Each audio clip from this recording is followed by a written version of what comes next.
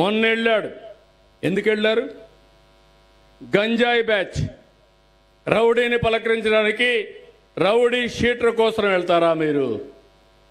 అంటే ఏం మెసేజ్ ఇస్తున్నారు? అక్కడ పోయి మొత్తం మార్కెట్ కమిటీ అంతా విధ్వంసం చేశారు. నిన్న పోయారు, ఒక సంవత్సరం మునుపు చనిపోయాడు. నేను ముఖ్యమంత్రి కాలా అప్పటికి. నేను జూన్ 12వ తారీఖున ప్రమాణ స్వీకారం చేసి అంత మునిపే చనిపోయాడు. ఆయన ముఖ్యమంత్రిగా ఉన్నప్పుడే చనిపోయాడు, ఆత్మహత్య చేసుకున్నాడు. మొన్న పోయాడు. పోతే బల ప్రదర్శన, రౌడీజం, ఇష్టానుసారంగా పోలీసులు చెప్పారు మీరు వెళ్ళండి, తక్కువ మందితో వెళ్ళండి, అక్కడికి వెళ్ళి పరామర్శించండి, రండి. మీటింగ్ పెట్టుకోవాలంటే పెద్ద ప్లేస్లో పెట్టుకోండి.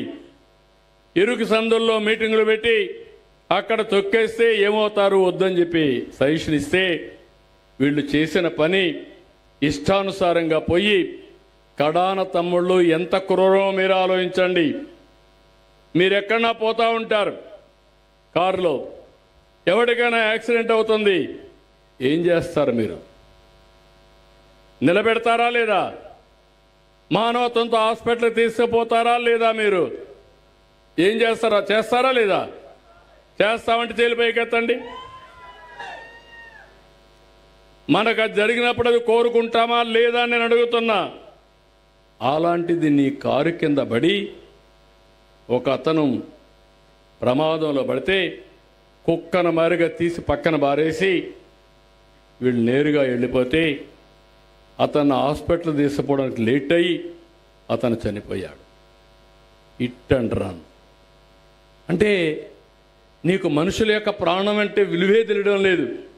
ఏమంటున్నారు? నా కారు కింద పడలేదని ఇంకో కారు కింద పడ్డారని రెడీ చేశారు సాక్ష్యాల్ని.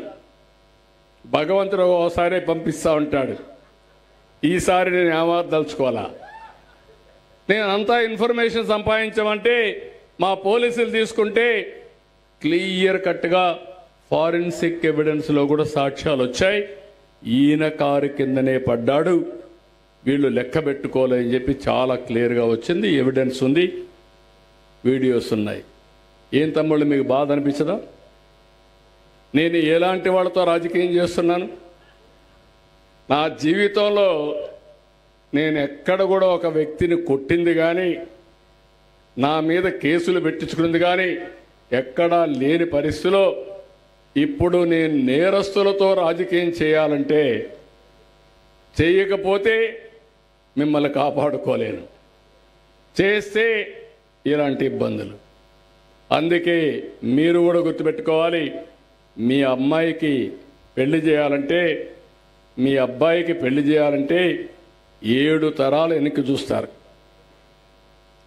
చూస్తారా లేదా? పుట్టు మచ్చలు కూడా చూస్తారా లేదా? అవునా లేదా? కానీ రాష్ట్రంలో మాత్రం నాయకుడు కావాలంటే గుడ్డిగా ఓటేస్తారా తమ్ముళ్ళు అని అడుగుతున్నా.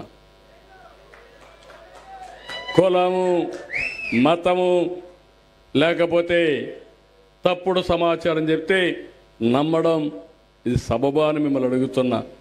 మన భవిష్యత్తు ముఖ్యం. ఇక్కడ మేమందరం ఉన్నాం, సిన్సియర్గా పనిచేస్తున్నాం.